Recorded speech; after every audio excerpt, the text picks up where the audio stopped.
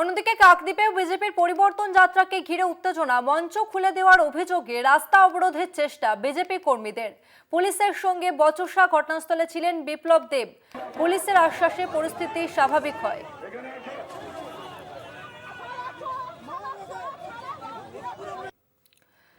কোয়েল মণ্ডল রয়েছে আমাদের সঙ্গে ফোন লাইনে। কোয়েল, ঠিক কি কারণে পরিস্থিতি তৈরি হয়েছিল?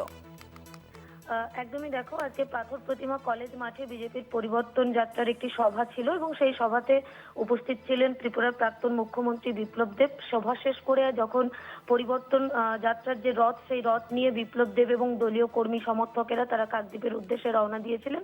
সেই মুহূর্তে কাকদ্বীপ চৌরাস্তা মোড়ে সেখানেই কিন্তু বিজেপির পক্ষ থেকে নির্দিষ্ট অভিযোগ করা হয় যে কাকদ্বীপ চৌরাস্তা বাস স্ট্যান্ডেই একটি পরিবর্তন যাত্রা সভা তৈরি করা হয়েছিল। তৃণমূলের পক্ষ থেকে সেই সভা খুলে নেওয়া হয়। তারই প্রতিবাদে বিজেপি কর্মী সমর্থকেরা বিক্ষোভ দেখাতে চায় এবং সেই সময় পুলিশের সঙ্গে বচসা হয়। ঘটনাস্থলে বিপ্লব দেব নিজে উপস্থিত ছিলেন, যদিও তৃণমূলের পক্ষ থেকে সমগ্র অভিযোগ অস্বীকার করে বলা হয়েছে বিজেপির পরিবর্তন যাত্রায় লোক হচ্ছে না, তাই পলিটিক্স গিমিক খেলছে বিজেপি। ধন্যবাদ কোয়েল।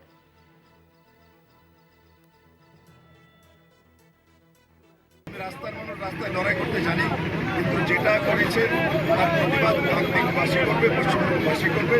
মানুষ রাস্তায় নেমে গেছে। ওরা আবার স্টেজের ধারের লাইন কেটে স্টেজ জ্বালিয়ে মানুষকে আটকাতে পারবে না। কাকদ্বীপের মানুষ তার